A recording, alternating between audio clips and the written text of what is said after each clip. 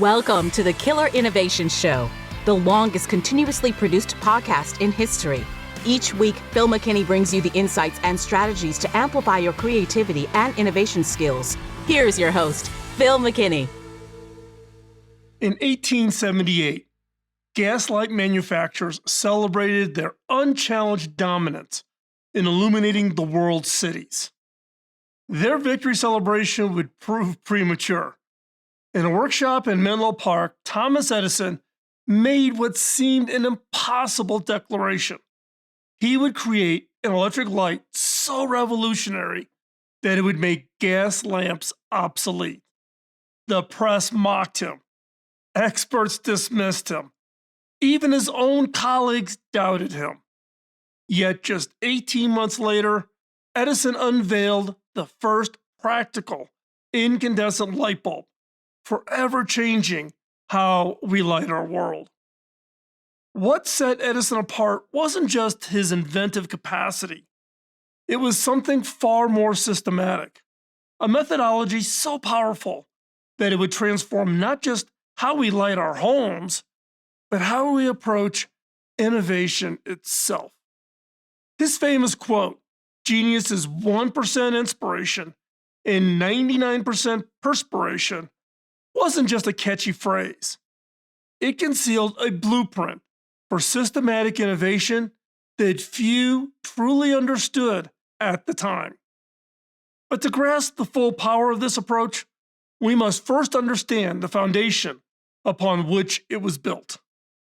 While many saw Edison's success as a series of just lucky breaks or flashes of being a genius, the reality was far more methodical.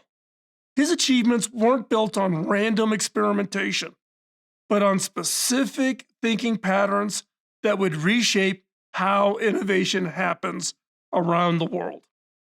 These patterns, though hidden from just the casual observers, form the bedrock of his most groundbreaking discoveries.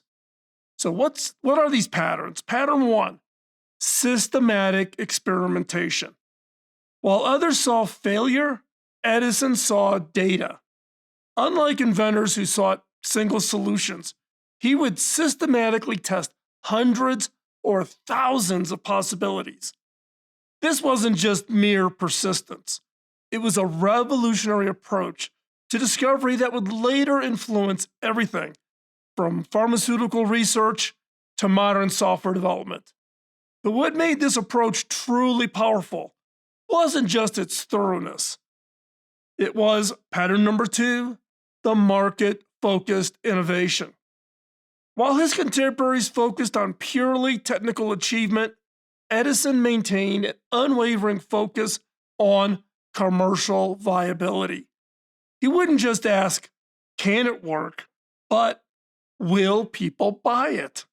This dual focus would prove crucial, not just for his success, but for developing a framework that would later influence innovators like Steve Jobs to Elon Musk. Yet there was one more pattern that truly set him apart. Pattern number 3, failure as information. Edison's perspective on failure wasn't just positive, it was revolutionary. His famous quote about the light bulb experiments revealed a deeper truth, as he's famous for saying, "I have not failed 10,000 times. I have successfully found 10,000 ways that will not work." This transformation of failure from setback to data point would prove crucial for his greatest achievements. But how do these patterns translate into actual innovation? What appears to be a simple trial and error to outside observers often masks sophisticated methodology underneath. Edison's approach to problem solving wasn't just systematic, it was revolutionary in ways that continue to influence innovation today. But to truly understand its power, we need to examine each component of his process, starting with perhaps the most counterintuitive insight. That is, defining the problem in market terms. While others inventors began technical specifications Edison started somewhere unexpected, at the market itself. For the light bulb, he didn't simply aim to create electric light, he calculated the exact price point and operating costs that would make electric light competitive with gas. This market first approach seemed backwards to his contemporaries, but it would prove persistent in ways that modern innovators are still discovering. When developing the phonograph, Edison first studied the entertainment and business markets to understand exactly how recorded sound would be used. This understanding didn't just influence his technical decisions, it would ultimately reshape the entire entertainment industry. But understanding the market was just the beginning. The second part was to break down complex problems. Edison's genius wasn't just in solving problems, it was deconstructing them. With the light bulb, he separated what seemed like single challenge into a distinct set of components. One was filament material selection.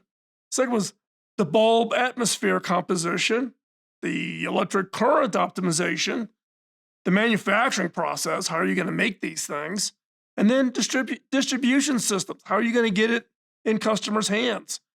This decomposition allowed his team to work on multiple aspects simultaneously, but it also revealed something unexpected about the nature of innovation itself. And it brings us to the third: create systematic experiments. What looked like random testing to outside observers was actually a carefully orchestrated process of discovery.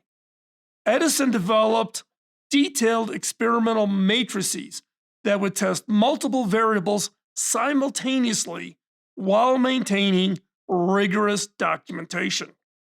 For the light bulb filament alone, his team examined different materials. That included over 6,000 plant materials alone, various thicknesses, different preparation methods, multiple current levels, various atmospheric conditions.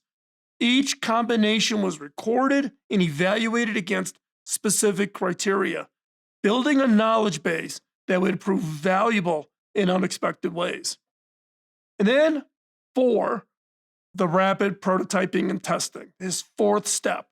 Edison's laboratory wasn't just a workspace, it was a machine for turning out ideas into reality. His team could produce multiple prototypes daily, testing and refining each iteration with unprecedented speed.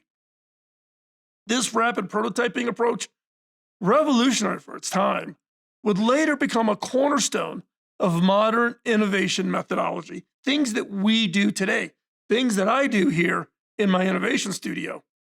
But the true power of this system laid in what happens next. His fifth step: document everything. In an age when many inventors guarded their secrets, Edison created something revolutionary: a systematic documentation process that transformed individual insights into institutional knowledge. His laboratory maintained digital experimental notebooks. When I was at HP, those that were on the invention side, on the engineering and R&D side, we had to keep detailed experimental notebooks going through the process. That all started with Edison. He kept sketches and technical drawings and material samples, cost calculations, his market research findings, the manufacturing process notes.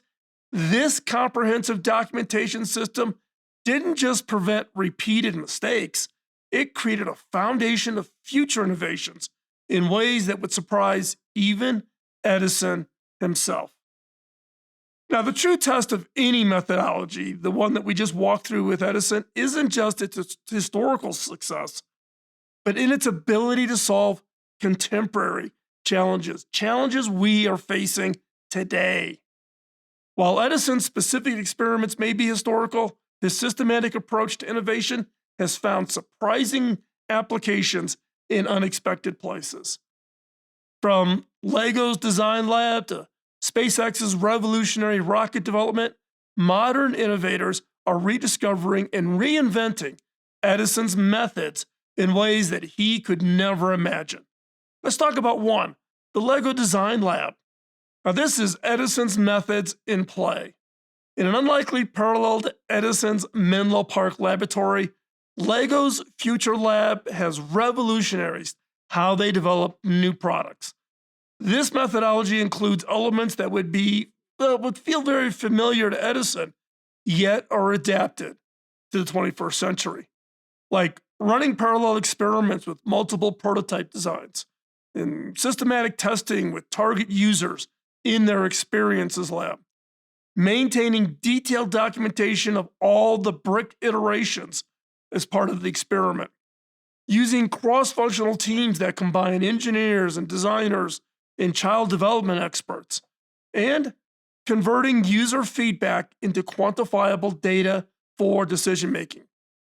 But perhaps the most surprising application of Edison's methods comes from a company that makes something seemingly simple, and that's fabric.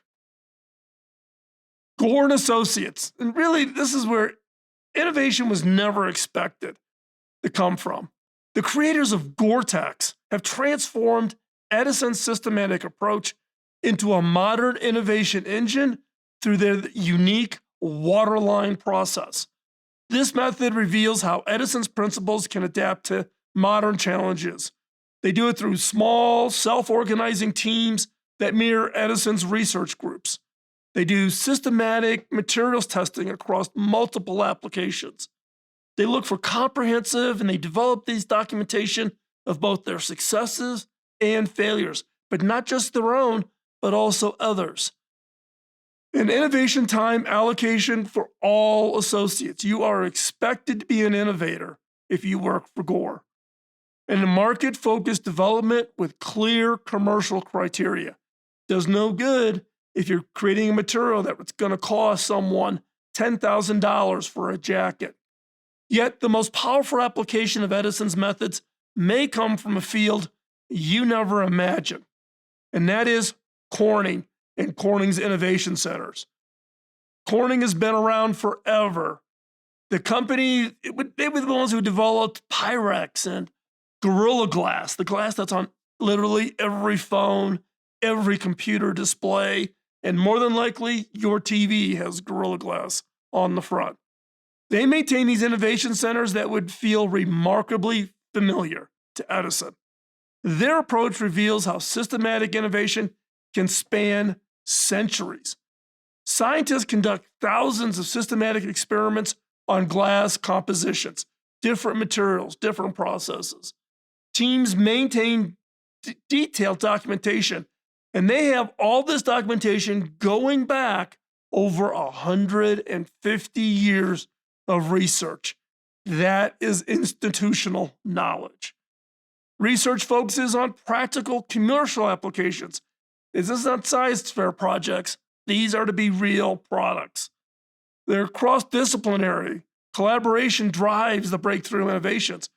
Corning, in my experience, having done co-innovation work with them, they are amazing on collaboration across industries. And then they also think about failures are really meticulously documented and analyzed for future reference. It's not a negative, it's data. Now, but implementing these methods isn't without its challenges. Even the most powerful methodologies face obstacles in implementation. Modern organizations attempting to apply Edison's methods can often encounter specific challenges that, if not addressed, can derail the entire innovation process. Understanding these pitfalls and their solutions is crucial for any team, organization, or individual seeking to innovate systematically. Pitfall number one, analysis paralysis. Many teams, ironically, become so focused on Edison's documentation methods that they lose his bias for action. The solution lies not in abandoning documentation, but you got to find the right balance. So set clear time boxes, 20% planning, 80% execution as an example. Create minimum viable documentation standards. You're not writing novels, but you want to capture enough. Another is establish regular review cycles. At HP, we referred to this as the next bench process. If you were working on something, you were expected to take a pause and explain it to the person on the bench next to you what you're working on and to get their feedback. And they may tell you, hey, you looks great, execute, stop thinking, start doing. Use simple, standardized documentation templates. Keep it simple. And set clear experiment completion criteria. An example of this is, Amazon's two-pizza team. Two-pizza team is something that Bezos put in place where teams should be about the size that could be fed with two pizzas. So about 7 to 9, 10 people. And really it's about this practice of balancing, getting work done, and the ability to execute. These small, agile groups maintain Edison's rapid experimentation approach while also avoiding the bureaucratic slowdown that comes with large teams. But there's even a more fundamental challenge that many teams face, and this is pitfall number 2, fear of failure. I've talked about this so many times. Despite understanding Edison's philosophy about failure as information, many organizations still struggle to truly embrace this mindset. The solution requires a systematic approach to reframing failure. One is practice emotional detachment through objective documentation. Next, use the 3-column technique that we have talked about and we introduced in previous videos on the experimenter mindset. Document what happened, why did it happen, and what it teaches us. And then maintain a discovery journal, tracking both successes and failures. Document it, use the data. Focus on hypothesis-driven thinking rather than outcome-based judgment. Ultimately, you need to create a safe space for experimentation and learning. Eli Lilly has this revolutionary approach called failure walls, where they demonstrate how organizations, how they share the failures. And it's really about how modern organizations can really transform setbacks into stepping stones. But perhaps the most challenging pitfall that lies in something more fundamental. Pitfall number 3, lack of systematic approach. Many organizations jump randomly between ideas without methodology, missing the core of Edison's success. The solution requires building a systematic framework. That includes implementing structured experimentation processes. Next, use experiment tracking software. They're out there. You can find them. Create standardized testing protocols. Establish a regular set of review cycles. And then maintain a central knowledge repository. Information hoarding does not work in this model. Example being SpaceX development of reusable rockets shows how this systematic approach can tackle seemingly impossible challenges. But knowing the pitfalls isn't enough. We need to put these insights into practice. So, the key here is not just to watch this video and think about it and go, ooh, that's neat. It's applying them and using them. So let's put the principles into practice with a specific innovation challenge designed to strengthen your systematic thinking skills.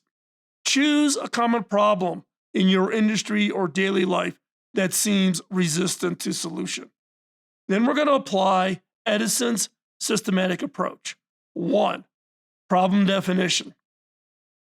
Define the problem in market terms. Identify the specific success criteria, and then set clear constraints, size, cost, whatever it is. 2, decomposition. Break the problem into testable components. Create a testing matrix and identify the key variables. 3, experimentation. Design rapid tests for each component. Document all attempts track both successes and failures. 4, analysis. Review the results systematically. Look at the matrix. What was the experiment? What were the results? Do you see patterns? Identify those patterns in success and the failures and document the lessons learned. The result being is you're probably going to have one or two that are going to give you a clear path to success for your idea. Now, Edison's systematic approach to innovation provides more than historical insight. It offers a blueprint for tackling modern challenges. As we face increasingly complex problems, both in technology and in society and healthcare, his methodological approach to turning seemingly impossible challenges into solvable problems becomes more relevant than ever. Last week, we explored Nikola Tesla's unique approach to innovation, focusing on his remarkable visualization abilities and his theoretical brilliance. Next week, we're going to bring these two giants together. We're going to examine how contrasting their approaches to innovation. So we're going to combine Tesla and Edison and bring them together. So Edison's systematic experimentation and Tesla's theoretical brilliance. How do they complement each other? How do they challenge each other? Keep in mind, Tesla actually worked for Edison in his laboratory. This comparison, this is the first time we're trying this. It's an experiment to bring and contrast different approaches to innovation. This comparison is going to reveal some, what we think is very valuable insights about how different thinking styles can work together or conflict in team environments. The balance between theoretical brilliance and practical application. What modern leaders can learn about managing diverse thinking styles. The role of ego and recognition in innovation teams, and how organizational culture impacts creativity and collaboration. Join us as we're going to bring these two episodes together next episode and really bring together the look at Tesla and the look at Edison. And we're going to look for pulling out powerful lessons for today's leaders about fostering innovation while managing creative tensions within teams. Now, look, innovation isn't just about individual genius. Innovation is a team sport. It's about understanding different approaches to problem solving and knowing when to apply them. Whether you're leading a team, driving change, or simply looking to enhance your own personal capabilities as part of improving and preparing your career, there's always more to learn from history's greatest minds. So you don't want to miss any episodes in our How to Think series. Subscribe to the channel, subscribe to the podcast, subscribe to the YouTube channel, and hit the notification bell so that you catch each new episode. Every episode dives deep into practical lessons that you can apply to your challenges, to your team, to your organization, to your career. Now, do you want to support the creation of more in-depth content? Let us expand and the pace at which we can bring these to you guys. Then join our community on Patreon. Your membership directly funds the small team that works on the research, the writing, and the production. Plus, you get access to exclusive content, live streams that I'm going to be hosting from the Innovation Studio here, access to a private Discord community, and your ability to influence what we cover. Who should be the next ones we should cover on the How to Think series? I've heard from people saying it should be Steve Jobs. People want me to come back around and take another look at Elon Musk, Goodyear from Goodyear Tires. There's a whole long list. Who do you think? Join, and then you get to participate and influence who we cover. To support the community in the Patreon, visit the link in the show notes down below and become part of the innovation community. Thank you for joining us today, and we'll see you in the next episode. Podcasting nonstop since 2005, this has been the Killer Innovation Show on the Innovators Network.